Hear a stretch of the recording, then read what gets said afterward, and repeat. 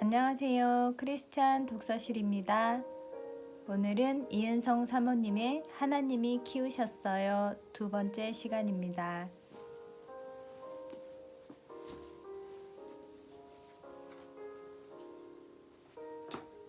그 교회 더 이상 나가지 말지. 신앙적 갈등으로 결혼에 대해 다시 생각하게 되었다. 35여 년 전 나는 좋은 직장 덕분에 고급 식당에서 1, 2만 원 하는 음식을 부담 없이 즐길 수 있을 만큼 주머니 사정이 좋았다. 그리고 전화 한 통이면 회사 차량과에서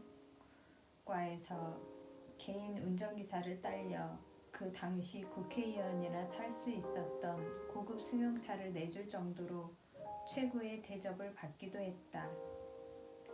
하지만 주일이면 교회에서 성도들의 필요를 따라 굳은 일을 마다하지 않고 성실하게 순종하는 성도의 삶에 큰 기쁨을 누리며 지냈다. 날마다 말씀을 사모하여 언제나 궁금한 것이 있으면 전도사님께 질문도 하고 또 그 답을 찾으면 노트에 깨알같이 적어두었다. 또한 좋은 신앙서적을 구입하여 짬이 날 때마다 읽고 배워나갔다. 책 읽기를 좋아해서 유명한 문학작품 등 좋은 책들이 내 서재에 꽉 들어차 있었지만 어느덧 그 책들은 온통 신앙서적으로 바뀌어갔다. 나는 얼굴이나 몸을 치장하는 시간이 아까웠다. 주님을 만나고 나서부터는 교회와 책만이 내 세계의 전부였다. 교회에서 봉사하고 예배드리고 성경을 읽고 나머지 시간은 신앙 서적만 있으면 되었다. 나에게는 온 세계가 책 안에 있는 것 같았다.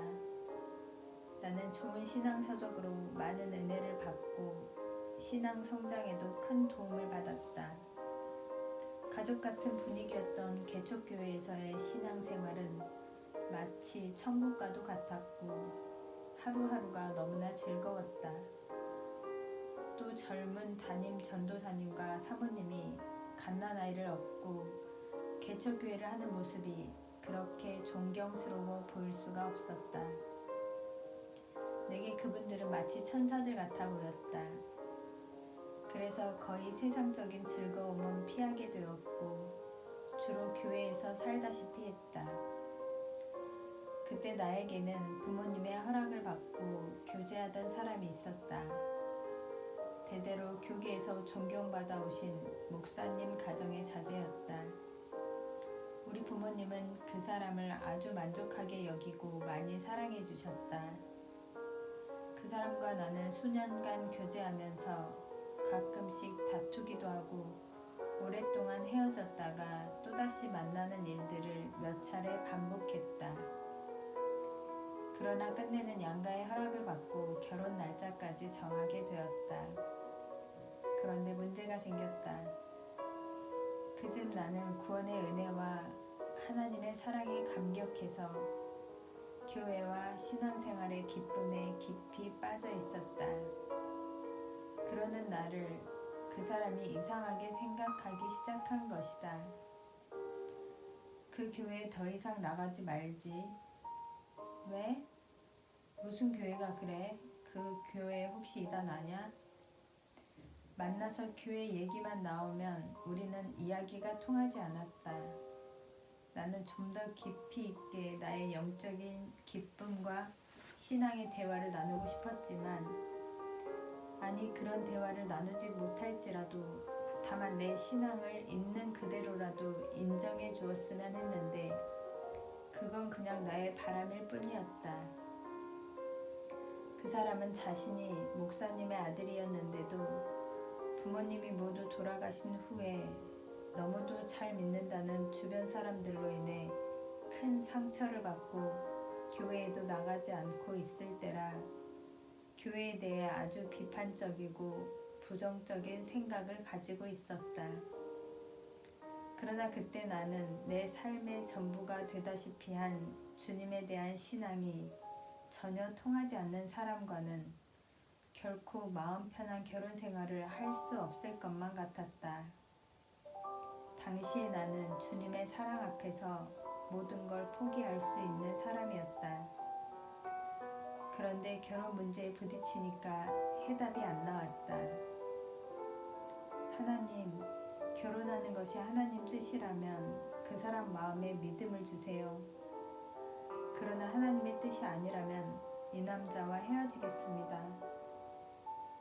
나의 결혼 문제가 갈등의 연속으로 이어져 가고 있을 때 나는 교회에서 청년부를 지도하시던 황준석 전도사님과 자연스럽게 자주 만나게 되었다. 내가 황준석 전도사님을 처음 만난 것은 피아노를 배우기 위해 호르겔 피아노 교실에 갔던 날이었다. 그때 군복을 입고 말라 보이던 공군이 바로 그분이었다.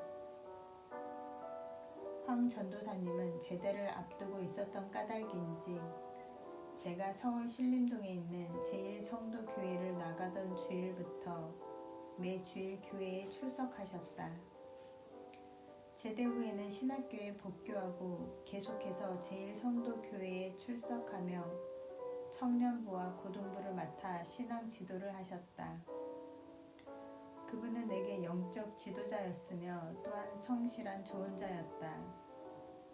그때 그분은 자신의 신앙생활을 반대하는 가족을 떠나 담임 전도사님 사택에 얹혀 살고 있었다.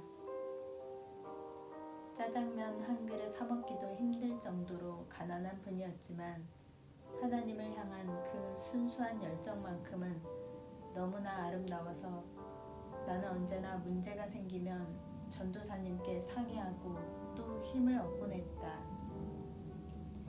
젖을 먹는 어린아이처럼 나는 말씀을 배우며 무럭무럭 자라갔다. 그리고 나는 중등부 학생들을 지도하는 주일학교 선생이 되었다. 전도사님, 여기 웬일이세요? 황준석 전도사님이 길에 서 있었다. 교회에서 만나서인지 황 전도사님에게선 전혀 이성이라는 느낌이 들지 않았다. 그래서 그분을 만나면 부담 없이 이것저것 내 속 이야기까지 할 수 있었다. 하나님을 사랑하며 무슨 이야기든 진지하게 들어주시는 그분의 따뜻한 성품이 남자라는 불편한 담을 허물었던 것 같다. 또한 당시 내게 교회 다니는 사람들은 모두 천사처럼 보일 때라 교회 안에 남녀 문제가 있을 수 있다는 것은 상상조차 하지 않았다. 나는 그저 영적으로만 너무 배가 고파 있었다. 그 갈급함 때문에 늘 전도사님하고 대화하는 시간을 많이 가졌다. 그리고 그 시간이 마냥 즐겁기만 했다.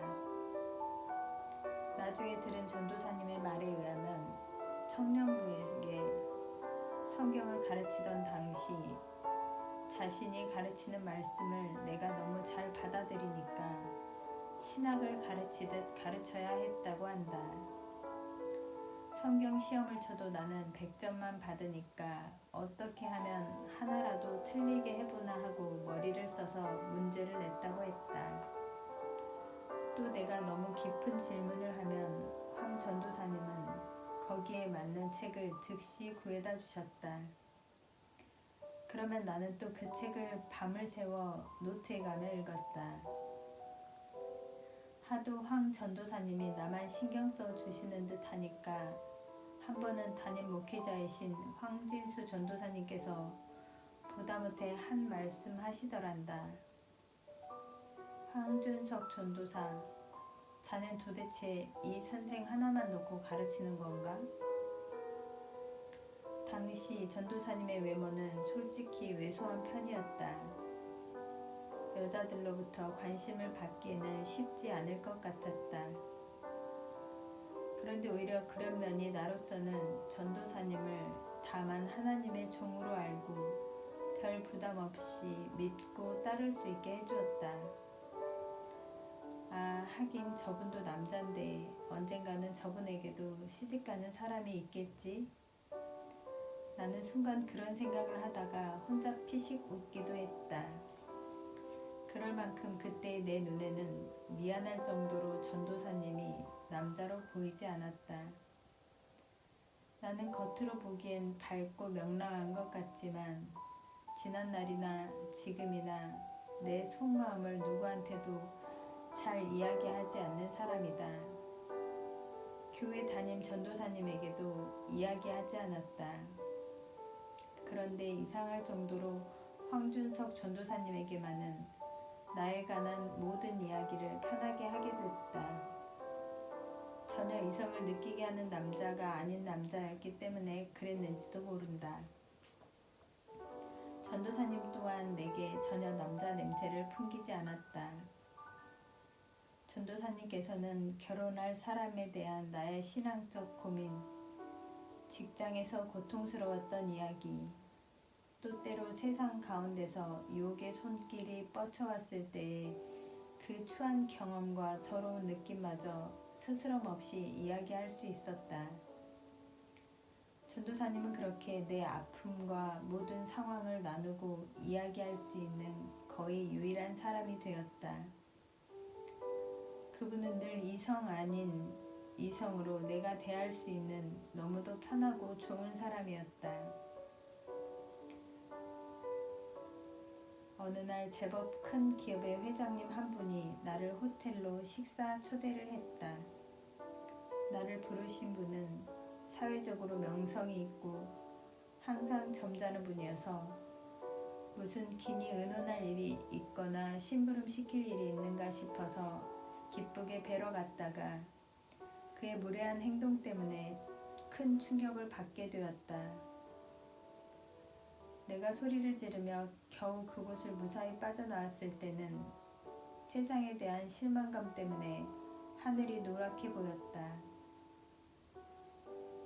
세상에서 성공했다는 사람들은 모두 다 이렇게 유치하게 사나? 그 장소를 간신히 모면하고 나오니 정말로 추하고 비참한 생각이 들어서 세상이 싫어졌다. 직장에서도 결혼한 남자 직원들의 외도에 대한 대화를 들으면서 결혼이나 남자들에 대해 부정적이고 회의적이었다. 풍류객인 아버지도 다른 여자들을 보았었다. 그것을 겪는 엄마의 아픔을 나는 지켜봤다. 내 눈에서는 눈물이 한없이 쏟아져 내렸다. 택시를 잡아 타고 집으로 가면서도 나는 계속 울었다.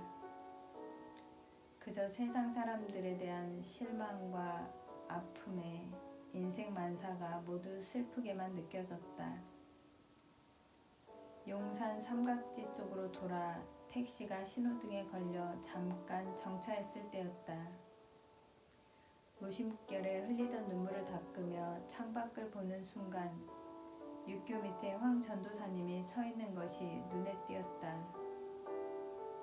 나는 얼른 떠나려는 택시를 멈추게 하고 창문을 열었다. 전도사님, 여기 웬일이세요? 집에 가려고요. 그럼 여기 같이 타고 가시지요.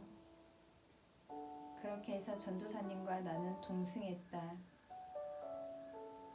이 선생님 우셨어요? 아니 무슨 좋지 않은 일이 있으셨나요? 전도사님은 단번에 나를 보자마자 퉁퉁 부은 내 눈을 보고 내게 무슨 일이 있었음을 짐작했는지 무슨 일이냐고 물으셨다. 그 순간 나도 모르게 멈추었던 울음이 다시 터져나왔다. 우리는 교회 앞에서 내려 함께 교회로 들어갔다. 그리고 나는 그렇게 울 수밖에 없었던 이유를 털어놓았다. 전도사님은 그냥 묵묵히 내 이야기를 들어주셨다. 세상 남자들은 모두 다 동물 같은가 봐요. 그렇지 않은 사람도 많습니다. 전도사님은 측은한 눈으로 나를 바라보며 빙긋이 웃으셨다. 마음이 너무도 추워 울고 있는 나를 혼자 두지 않고 위로해 주실 전도사님을 길에서 만나게 하신 것이 내겐 그저 우연 같지가 않았다. 그렇지 않았으면 나는 아마도 밤새 악몽에 시달려야 했을 것이다. 세상에서 무조건 내 이야기를 다 들어주고 믿어주고 위로해주는 든든한 좋은 자가 곁에 있음이 너무도 감사했다. 그분은 나의 빈 마음에 항상 그림자처럼 서 있었다. 나중에 이야기를 들어보니 전도사님은 그곳에 우연히 서 있었던 게 아니었다. 내가 저녁에 약속이 있다고 하니까 나를 보고 싶은 마음에 내가 일을 마치고 지나갈 만한 길목에 서서 무작정 기다리고 계셨던 참이었단다. 황 전도사님이 나를 감동시키신 것은 이 일 말고도 또 있다. 어느 날 회사 수의실에서 전화가 왔다. 미쓰리, 누가 여기다 뭘 두고 갔네? 빨리 내려와 봐요. 내가 수의실로 내려갔더니 경비실 아저씨가 누런 봉지 하나를 건네주었다. 건네받은 누런 봉지에서는 구수한 군고구마 냄새가 물씬 풍겼다. 이는 분명 내가 군고구마를 좋아한다는 한 말을 기억한 전도사님이 우리 회사 근처에 있는 명동 뒷골목에서 사다 놓고 가신 것 같았다. 휴식 시간에 그것을 비서실로 가지고 가니 그야말로 대인기였다. 딱딱한 직장 생활에 뜻하지 않은 웃음과 정겨움을 안겨준 선물이었다. 군고구마를 먹으면서 다들 내게 물었다. 참, 누가 언니에게 이런 걸 다 사다 줬어요? 세상에. 이런 회사 안에서 군고구마를 다 먹어보다니. 호호호. 군고구마 파티가 끝난 후 사무실 전화벨이 울렸다. 이 선생님, 잘 받으셨어요? 역시 전도사님이 하신 일이었다. 나에게 무언가라도 주고 싶은 마음 하나로 전도사님의 주머니 수준에서 할 수 있었던 그분의 순수한 사랑의 표현이었다. 또 그것은 어떤 사랑의 표현도 할 수 없는 처지에서 나에게 남겨준 그분의 소박한 향기였다. 이 일은 내게 호감을 갖고 접근하기 위해 그 당시 값비싼 바나나 뭉치를 사들고 직장 앞에서 나를 기다리던 방송국 사람과는 너무나 대조되는 인상 깊은 일이었다. 그는 내 신앙의 멘토이자 늘 곁에 다가가기 편한 사람으로 있었다. 이번 토요일에 무슨 계획 있으세요? 안 보이던 남자다움이 보이니 더 의지가 되었다.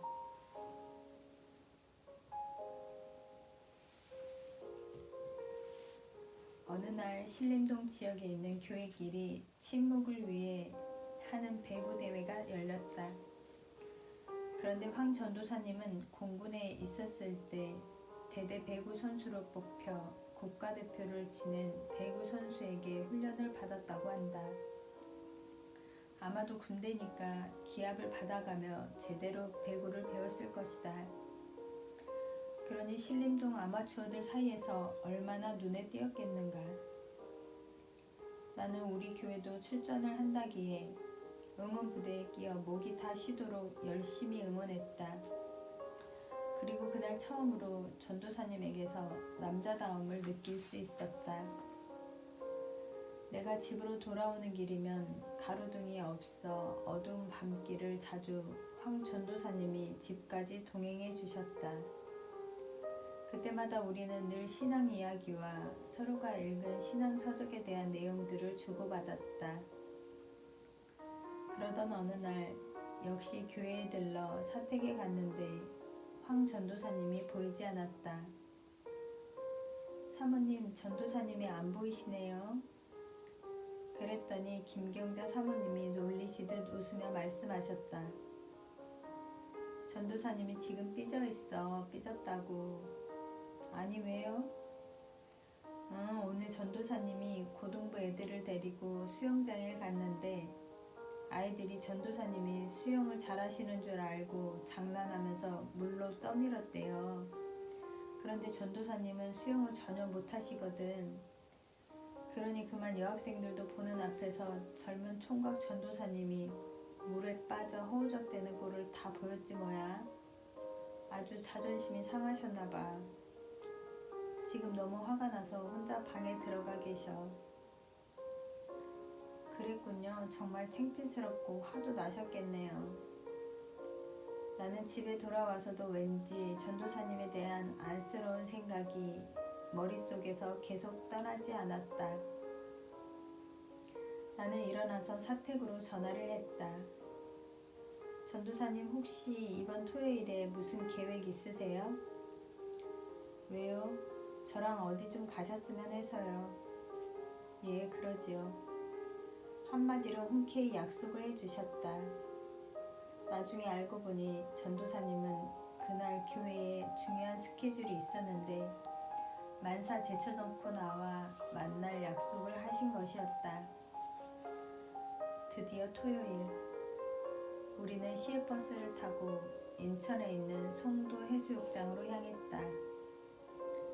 나는 원래 안전한 일이 아니면 무슨 일이든 겁이 나서 아예 시도조차도 하지 않으려는 사람이다. 그러니 수영은 죽어도 못할 줄 알았다. 나는 물이 너무 무서웠다. 그런데 한 번은 수영을 잘하는 내 친구가 수영을 가르쳐 주겠다며 같이 가자고 했다.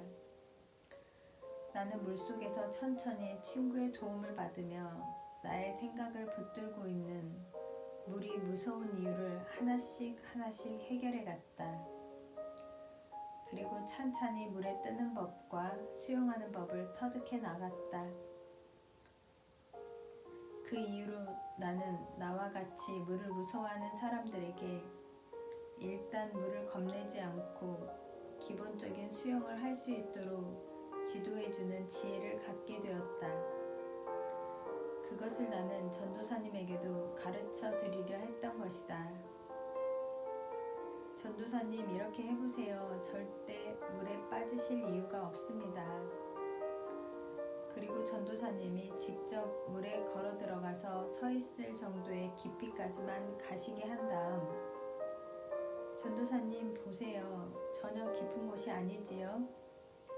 그러니 수영을 배우시다가도 다급할 때는 그냥 일어서시면 되는 거예요. 라고 하며 혹시나 물에 빠질까 두려워하는 마음부터 없애드렸다. 전도사님은 자기가 마음속으로 좋아하는 사람이 수영 교습을 해주는데 정말이지 좋아서 꿈만 같았다고 한다. 사랑은 기적을 낳는다라는 영화를 보면 남자가 사랑하는 여자를 따라가서 그날로 스케이트를 배워버리는 내용이 나오는데 전도사님도 그날로 물 위로 머리를 들고 호흡을 하면서 멀리까지 수영을 하게 되셨다. 그렇게 하루 만에 고개를 물에 담그지 않고도 수영을 해낼 만큼 빨리 배워버린 사람을 나는 처음 보았다. 그냥 긍정적으로 생각하기로 했어요. 그는 하나님이 예비하신 나의 사람이었다. 그중 교회에선 전도사님에 대한 구설수가 오르내리기 시작했다. 결혼할 사람이 있는 이 선생에게 어떻게 그런 요상한 마음을 가질 수 있지? 전도사님의 마음을 눈치챈 성도들은 하나같이 그렇게 말했단다. 어떤 여자 전도사님은 전도사님을 손가락질하고 비난하며 우리 어머니한테까지 고자질을 했다. 전도사가 어떻게 그럴 수 있느냐. 저 사람은 전도사도 아니다. 이미 결혼할 남자가 있는 여자에게 관심을 두다니. 상황이 이렇게 되자 전도사님의 공적인 입지가 점점 난처해져 갔다. 나의 겉모양을 보고 화려한 여자로만 알았던 신학교 선배들도 앞으로 하나님의 종으로 살아가야 할 목회자의 사목감으로는 아닌 것 같다며 만류들을 했단다. 자네 머리도 식힐 겸 어디 멀리 가서 졸업 논문이나 쓰고 돌아와라. 이렇듯 주변의 많은 권고에도 불구하고 전도사님은 아랑곳하지 않고 막무가내로 하나님의 뜻을 묻고 기다리셨다. 이 선생은 가능성 있는 사람입니다. 이 선생은 선배들이 보고 아는 그런 스타일의 여자가 아닙니다. 어느 날 직장에서 집으로 돌아오니 어머니가 소리를 죽이며 부엌에서 나를 부르셨다. 얘 빨리 이리 좀 와봐라. 나 좀 보자. 나는 무슨 일인가 의아해서 부엌으로 갔더니 어머니가 낮에 교회 담임이신 황진수 전도사님이 우리 집에 다녀가셨다는 얘기를 하셨다. 글쎄 아버지를 만나서 내 얘기를 했는데 그 황준석 전도사 있지?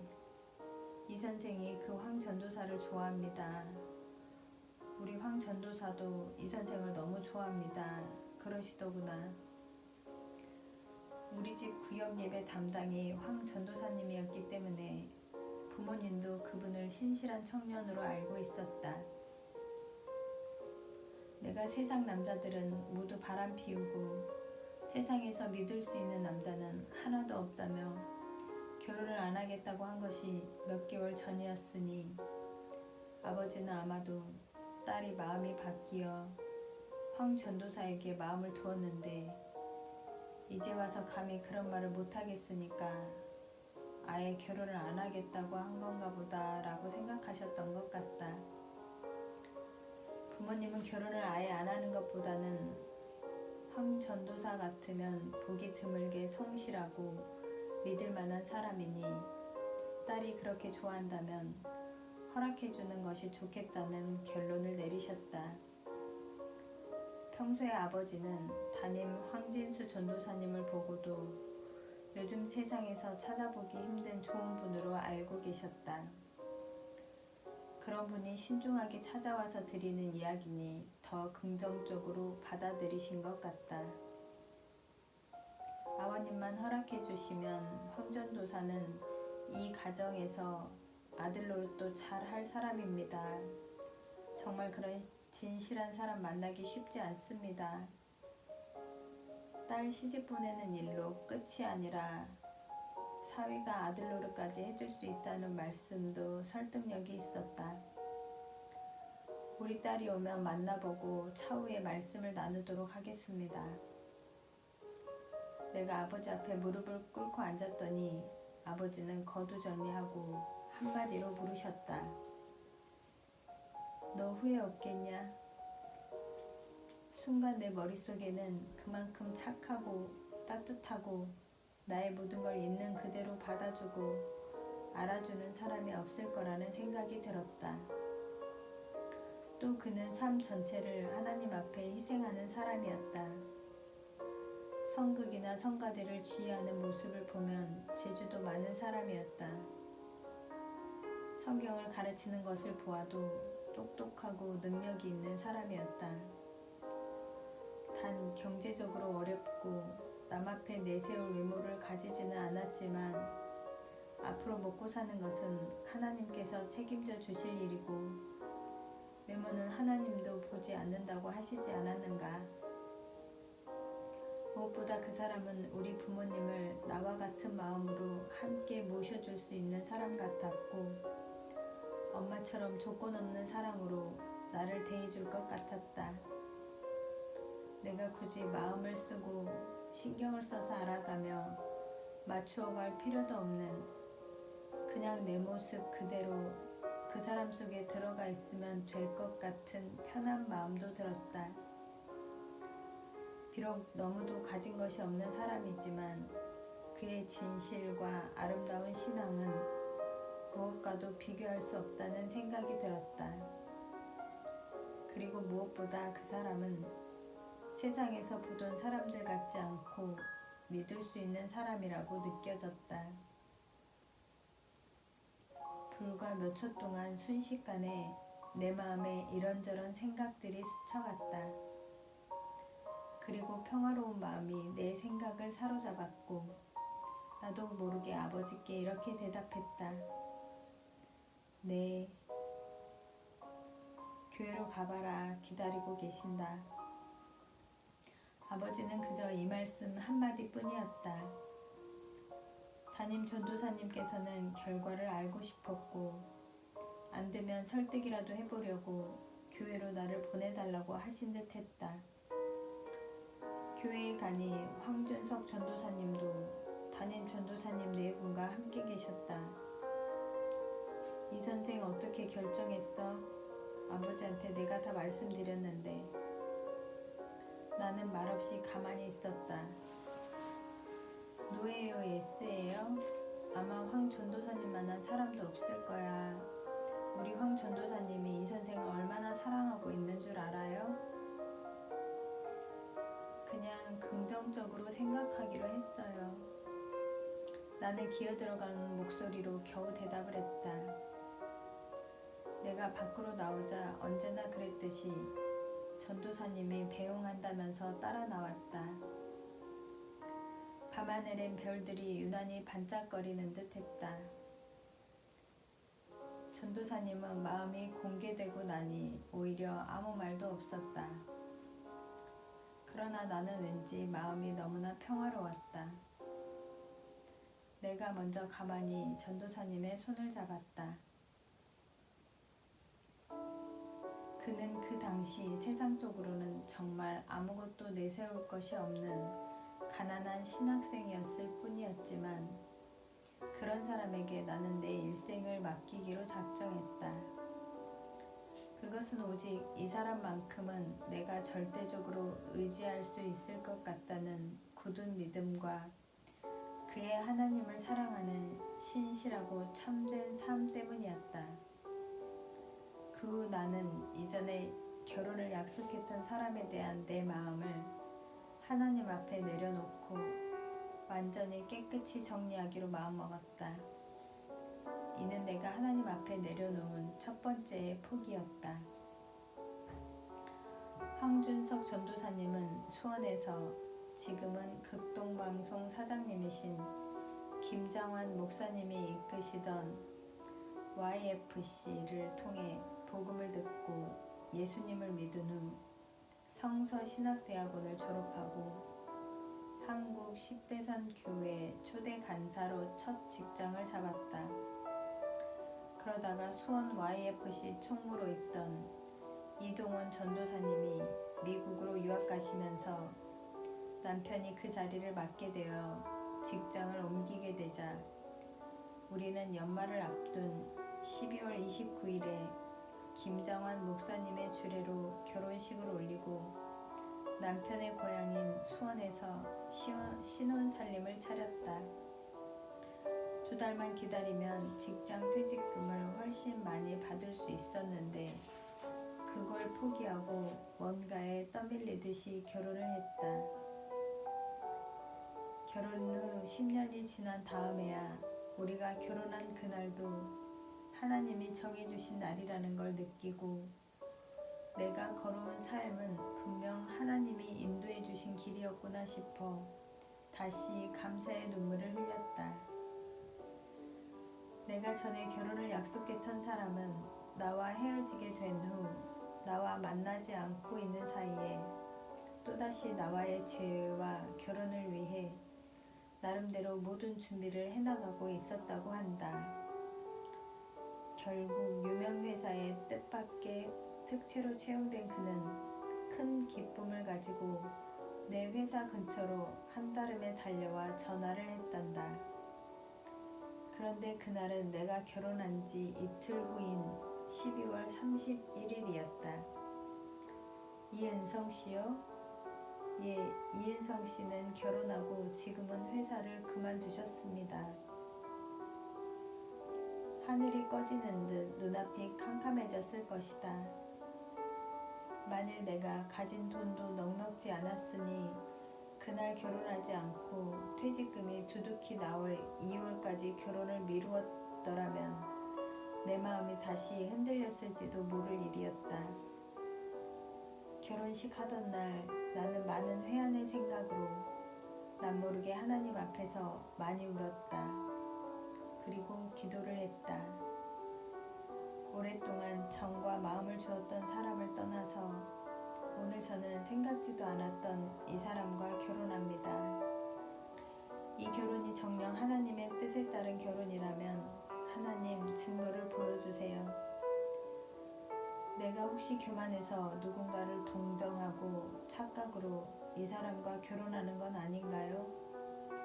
하나님 좀 알려주세요. 기도의 응답인 듯이 결혼 예식 내내 창밖에 내 평생에 한 번도 본 적이 없는 듯 탐스러운 한방눈이 펑펑 쏟아져 내렸다. 기도하며 기다릴게요. 남편이 유학을 떠나기로 결정했다. 결혼식이 끝난 후 첫날 밤이 되었다. 남편은 한국 10대산 교회 전국 지도자 훈련 대회를 위해 3일을 지방에서 꼬박 세우고 올라온 터라 몸이 몹시 지친 상태였다. 게다가 나로 인해 온갖 마음고생을 하다가 결혼식을 끝내고 나니 긴장이 풀려서인지 내가 호텔방 세면실에서 나오니 벌써 깊은 잠에 골아 떨어져 있었다. 우리의 첫날 밤은 그렇게 지냈다. 결혼 후 우리는 수원에 신접살림을 차리고 나는 수원 중앙침례교회 사무장으로서 담임이신 김정환 목사님의 비서 역할을 하게 됐다. 신앙으로 헌신하는 것이 꿈이었던 내 소망이 이루어진 것이다. 수원에서의 신혼생활이 2년이 넘어갈 무렵 남편은 본격적으로 신학 공부를 하고 싶어 했다. 직장과 학교 중 양자택일의 기로에 서게 되었을 때 나는 넉넉지 않은 살림이었지만 주저없이 공부할 것을 적극 권유했다. 막 첫 아이 성민이가 태어나 세 식구의 살림을 책임져야 할 가장에게는 쉬운 결정이 아니었을 것이다. 기도 중에 남편도 직장을 사임하고 1975년 봄에 사당동에 있는 총회 신학교에 입학했다. 그렇게 총회에서 첫 학기를 공부하고 있는 중에 뜻밖의 보수 신학계의 명문인 미국 페이스 신학교로 유학을 갈 수 있는 길이 열렸다. 우리 형편을 생각하면 미국 유학은 그야말로 말도 안 되는 소리였다. 그런데도 나는 이상할이 많지 남편의 유학을 적극적으로 동의하며 갈 수만 있으면 가서 공부를 하고 오라고 격려했다. 내 마음엔 하나님께서 뜻하신 바가 있어 남편을 부르신다는 믿음이 생겼다. 우리는 관련 서류를 준비해서 바쁘게 뛰어다녔다. 비자를 받으러 가기 전날 밤에는 남편과 함께 슬라브 지붕 위에서 철야 기도를 했다. 그 결과 그 당시 거의 불가능했던 미국 학생 비자가 나왔다. 정말 주님의 은혜였다. 걱정하지 마세요. 기도하며 기다릴게요. 아무런 생활 대책도 없는 채로 무작정 어린 자식과 임신 부인 아내를 두고 탑승구로 사라지는 남편을 보면서 나는 내가 남편 대신 남아있는 모든 일을 책임져야 하는 것이 내 사명이라고 생각했다. 남편이 미국으로 떠난 지 몇 개월이 훌쩍 지났다.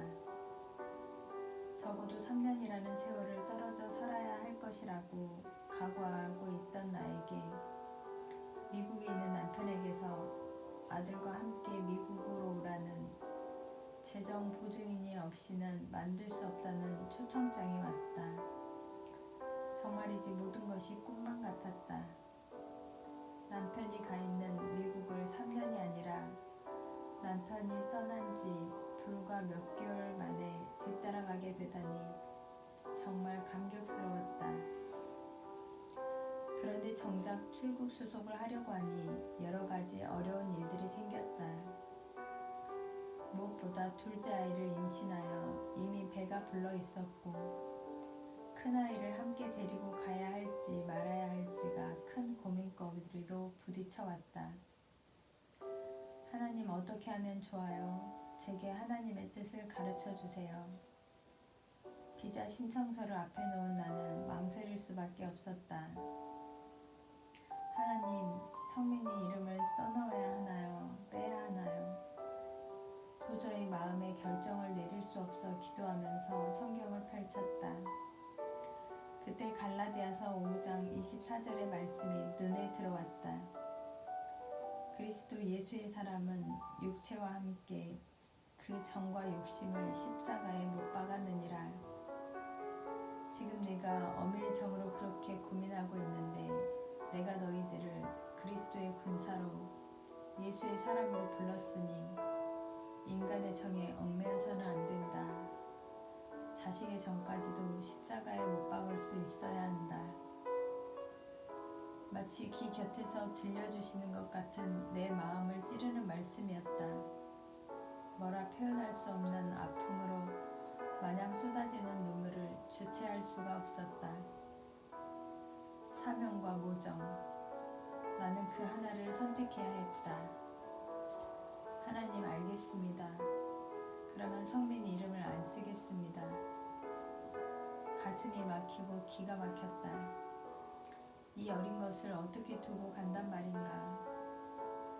돌이 갓 지났는데도 엄마 젖이 그리워 자면서도 젖꼭지를 물고 놓지 않는 아이였다. 하나님 앞에서 말은 그리 하겠다 했어도 머릿속의 생각뿐이지 실행을 할 수 없을 것 같았다. 내가 하나님의 말씀을 잘못 해석한 건 아닐까? 하나님의 뜻을 잘못 안 건 아닌가? 나는 다시 하나님께 매달렸다. 그날 나는 수원 창원대 교회로 새벽 기도를 갔다. 이날 한명수 목사님께서 전해주신 하나님 말씀은 사무엘상 6장 1에서 12절의 말씀으로 베세메스로 가는 암소에 대한 얘기였다. 하나님의 법궤를 메고 베세메스로 향하는 암소들이 어린 송아지들로 인해 좌로나 우로나 울며 치우치지 않고 곧장 올라갔다는 말씀이었다. 어쩌면 나와 비슷한 상황의 말씀을 듣게 하시는가 변명도 할 수 없게 신기할 정도로 정확하게 주신 내 물음에 대한 응답이셨다. 아, 결국 성민이를 떼어놓고 가라는 말씀이 분명하구나. 이것이 하나님의 뜻과 계획이라면 순종해야지. 나는 비자 신청서에 성민이의 이름을 빼기로 굳게 마음을 정했다. 그런데 또 어려운 문제가 하나 더 있었다. 그것은 임신한 것이 알려지면 미 영사관에서 비자 발급을 잘 안 해준다는 것이다. 난 그때 거의 만삭이 가까웠던 때였다. 인터뷰 날짜가 잡힌 날 나는 영사를 만나기 위해 미 대사관 면접 대기실에서 초조하게 내 순서를 기다렸다. 모든 것은 주님 손에 달려 있었다. 내 입에서 저절로 기도가 새어나왔다. 주님, 임산부에게도 비자가 발급되는 기적을 보여주세요. 사람들은 다 안 된다고 하지만 하나님이 하시면 안 되는 일이 없음을 저를 통해서 보여주세요. 내 순서가 됐다. 영사는 피곤한 기색에 역력했지만 내 서류를 꼼꼼히 들춰보았다. 나는 많은 사람들의 이렇다 저렇다 하는 불안한 예측에도 불구하고 아무 일 없이 무사히 비자를 발급받을 수 있었다. 비자 받기가 너무도 힘들었던 70년대의 우여곡절의 어려운 상황 속에서 주님만이 오직 의지의 대상이었던 하루가 그렇게 힘겹게 넘어갔다. 비자를 받고 난 얼마 후 나는 국가에서 허용한 여행비 200불을 들고 사랑하는 부모님과 어린 데이빗을 남겨둔 채 만삭의 몸으로 남편이 있는 미국 필라델피아를 향해 한국을 떠나게 되었다. 김포공항에서 친정어머니는 공항 바닥에 주저앉아 목 놓아 오셨다. 유학이라지만 기약 없는 길이었다. 가까운 곳도 아닌 태평양을 넘어 있는 곳. 보고 싶어도 볼 수 없고 아파도 돌봐줄 수 없는 엄청나게 먼 나라였다. 갓 돌이 지난 아이는 어머니의 등에서 내게 오겠다고 발을 뻗대며 자지러지게 울었다. 참으로 억장이 무너져 내리는 아픔의 순간이었다. 이는 내가 하나님 앞에 내려놓은 두 번째의 포기였다. 세상 물질에 대한 집착을 버리자.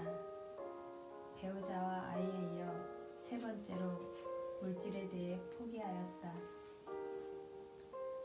결혼과 더불어 목회자의 아내가 된 나는 가슴속에 이런 목회관을 품고 있었다.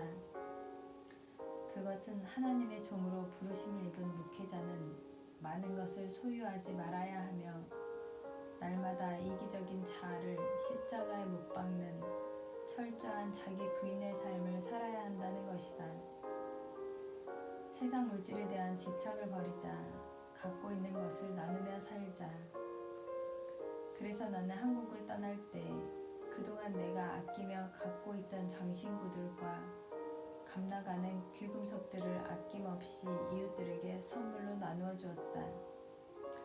그 모든 가진 것으로부터 자유하고 싶었고 세상이 주는 가치를 모두 내려놓고 싶었다.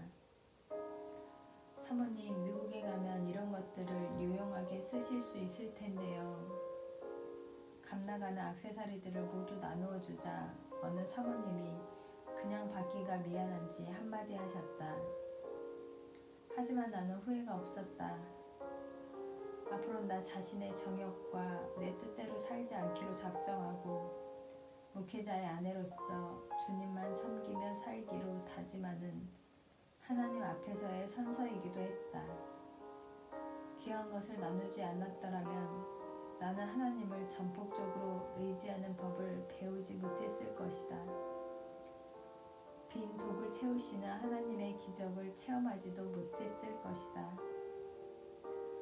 물질 때문에 미국에 와서 말할 수 없는 고생을 했지만 그것과 비교할 수 없는 하나님의 비밀을 많이 알게 되었다. 진정한 헌신의 마지막은 반드시 나에 집결된다. 자신의 권리를 주장하고 내가 나답게 사는 것도 합당한 일일 것이다. 그러나 하나님은 종종 우리에게 합당한 일을 버릴 것을 요구하신다. 이것은 어느 상황에서든지 우리로 하여금 주님께 순종할 수 있도록 연단하고 훈련하시는 주님의 깊은 뜻이었다는 것을 나는 수시로 깨닫게 되었다. 하나님을 알아가는 그 친밀한 사귐은 합당하니 불합당하니 하는 그런 정도에서 머물지 않았다. 하나님은 인간의 머리로는 이해할 수 없는 정말 불합당한 순간에 순종과 헌신을 요구하시지도 한다. 그때 순종하면 엄청나게 비밀스러운 축복이 온다. 30년 넘게 목회자 남편을 따라 동반자의 길을 걸으면서 나는 그 헌신의 비밀을 깨닫고 내 삶을 주님께 드렸다. 그런 헌신을 요구하신 주님이 결코 부당하게 느껴지지 않는 것은 나를 드림이 곧 나를 얻음이라는 진리를 깨달았기 때문이다. 여보, 우리 하나님께 기도해요. 낯선 이국 땅에서의 삶을 통한 처절한 믿음 훈련이 시작되었다. 우리가 미국에 들어간 1970년대 중반에는 한국 사람을 찾아보기가 쉽지 않았다. 비행기도 한국에서 미국 동부까지 가는 직행 항로가 없었다. 하와이를 거쳐 로스앤젤레스까지 가서 미국 국내기로 갈아타야만 했다. 경유지인 LA 공항은 김포공항과 비교할 수 없을 정도로 규모가 크고 복잡했다. 사전에 이야기는 들었지만 정작 LA 공항에 도착하니 낯선 이국 풍경에 당황스럽고 얼떨떨하기만 했다. 또 여행으로 피곤한 데다 긴장이 되어서인지 만삭인 배는 땅땅하게 굳어왔다. 간신히 목적지인 필라델피아행 비행기 탑승구를 찾아 탑승한 다음에야 나는 한숨을 돌리고 이국의 하늘을 올려다볼 수 있었다. 여객기가 이륙하는 LA의 하늘은 구름 한 점 없이 너무나 넓고 파래서 우주정거장에 서 있는 착각이 들었다. 얼마 후 필라델피아에서 남편을 만나 외곽에 살고 계시던 여한구 목사님 댁에 도착해보니 사진에서나 보던 그림 같은 집이었다. 그러나 알고 보니 이 집은 목사님 집이 아니라 목사님의 여동생 집이라고 했다. 먼저 이민을 와서 자리 잡고 혼자 살고 있는 여동생 집에 목사님 내외와 그 딸이 함께 각각 한 방씩을 쓰고 계신 것이었는데 그나마 당신 딸이 쓰고 있는 방을 임시로 우리 내외를 위해 비워주셨단다. 그동안 남편은 학교 기숙사에 있다가 내가 오게 되니까 일단 급히 섬기고 있던 교회 목사님 댁에 있던 딸의 방을 잠시 빌려놓고 있었던 것이다. 그래도 목사님 내외와 여동생은 우리 내외를 아무 불편함 없이 따뜻하게 맞아주셨다. 감사한 마음은 이루다 말할 수 없었으나 나는 그저 송구스럽기만 했다. 아니 사모님, 어쩌면 이 사람은 이렇게 아무 준비도 없이 만삭인 저를 무작정 오랄 수 있었을까요? 죄송해요 사모님, 제가 빨리 있을 곳을 마련해서 너무 폐가 되지 않도록 하겠습니다. 다음 날부터 나는 우리가 거처할 곳을 알아보겠다고 말씀드렸다. 그러자 사모님은 홀몸도 아니니 서두르지 말라며 내 부담감을 덜어주시며 밝게 웃으셨다. 오늘은 쉬고 나중에 생각해요. 아무렴 하나님께서 살 곳을 마련해 주시지 않겠어요? 분명히 하나님이 예비해 두신 곳이 있을 거예요. 말씀은 감사했지만 나는 하루라도 목사님 가정의 부담을 덜어드리고 싶었다. 매일의 생활이 내겐 가시방석 같았다. 나는 남편을 자꾸 채근했다. 하지만 남편도 달리 해결할 수 있는 방안이 없었다. 혼자 있었을 때는 전액 장학금을 받아 기숙사에서 숙식을 무료로 하면 되었지만 가족이 있는 학생들은 생활비를 본인이 책임져야 했다. 영어로 수업을 따라가는 것도 벅찬 형편에 그 당시 학생 신분으로는 파트타임 일거리 하나 잡는 것도 그리 쉬운 일이 아니었다. 그래도 틈틈이 시간을 내어 이것저것 일한 것으로 그나마 남편이 모아둔 돈은 땅콩버터 통을 채운 정도의 동전뿐이었다. 앞으로의 생활을 걱정하는 내게 남편이 건네준 동전을 다 세어보니 80불이 될까 말까 했다. 당시 80불이라면 그래도 3주의 식료품 값은 되었다. 거기다가 내가 미국에 올 때 가지고 온 돈까지 합치니 우리가 갖고 있는 전 재산은 280불이 되는 셈이었다. 그러나 이 정도의 돈으로는 하루만 아파트 하나도 구할 수가 없었다. 한심한 생각이 들었다. 어쩌면 우리가 이렇게도 미국을 모르고 왔을까 하는 생각에 낙심이 됐지만 내 앞에서 더 곤란해야 할 남편을 떠올리며 내가 오히려 힘이 되어줘야겠다고 생각했다. 여보, 우리 하나님께 기도해요. 하나님이 우리를 미국까지 불러주셨으니 우리가 거할 수 있는 장소도 주실 거예요.